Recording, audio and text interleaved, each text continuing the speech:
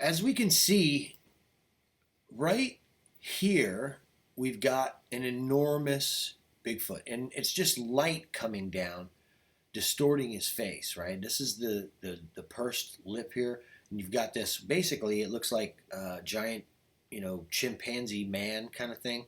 You can even see this dude's ear over here, and then there's his buddies right next to him, and they're using this. I don't know if how close these guys are together all the time, but this guy has half of his face showing the actual color, and that's that white skin we talk about. And you can see how drastic it is. It's picking up light from the palm fronds that we human beings can't actually see is being broadcast, right? So we have limited vision. We can't see what's being broadcast. It's obvious it's coming from this side and not up here so much as it is down here, I think. This guy's kind of behind him a little bit, and so he's blending with whatever light is back there, and he's really gray, which is actually, he's just in a little bit of shadow, because if he stands out in direct sunlight, you're going to see this guy's white. He's bright white, this creature. What an amazing shot. But what happens when they have this achromatic coloration, and this is kind of what we get all the time, and I think they think this confuses human beings. I think they think that. It's one of the ways that they watch us, by jamming into the same spot. We see this all the time. There's a palm tree right here. This creature, we measured this for the Impossible series, and right around here is about 10 feet, somewhere in here. So these are some big creatures. Is this Banner? Is this guy right here? We've got a lot of information on this individual. I've seen him with my own two eyes, and I've caught him on film. These particular shots are from Melanie. See, what I did was to test the theory that the creatures have a fear of me. I go back to the truck. Look at this thing. And Melanie stands there and films. And we get these giant creatures coming forward after I walk away, which is kind of startling when you think about it as like a husband. But you can see him back in there, and he's moving a little bit, and what we end up with are these huge humanoids with white skin that the coloration of their entire physique is changing color in real time as they move through the forest. This guy right here, you can see here's the nostril on this side. This is like a big man back in here. And it's actually, I believe, this big man right here. I've seen him. So when you're there, you hear the movement, you look up and you see the bushes moving. Now you're filming. You raise your camera above your head and you're trying to catch whatever this is that's, making this movement, and it seems to be rather blurry back there. We've come to recognize over the years and the thousands of clips that we've examined that this is the creatures. That's how cameras and human beings perceive them. But if we take a closer look, so here he is, and you can see it's just a ton of blur in that area.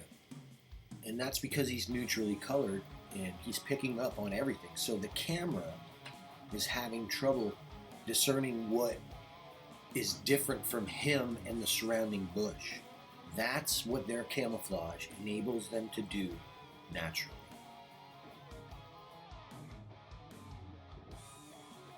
You can see the creature is blurred. Yes, the camera's moving, but even in stabilized moments when it clears up, there's always this disturbance somewhere. And it has to do with the position of the light hitting the creature's face and the angle that it's coming from. If it's coming off of a very bright green bush, it could light one side of his face up.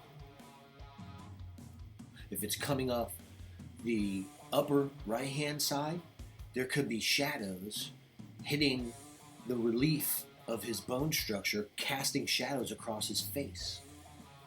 The variations achieved in the phenomenon while the creatures are camouflaging is astounding. It's completely drastic, and it's full time as long as the sun is shining. You can see it's like the same exact creature in there, man. Look at this thing. We got lots of good frames to go over. We're going to check that stuff out. But look at this footage, man. It's incredible. And we got this guy good, man. You can see him in there. It's a little blurry right here, but it clears up, man. And you can see this creature in here. Unbelievably clear. Watch this. Oh, man. He's got mouth movement going. Eyes, the whole thing. Look at this, where he closes his mouth.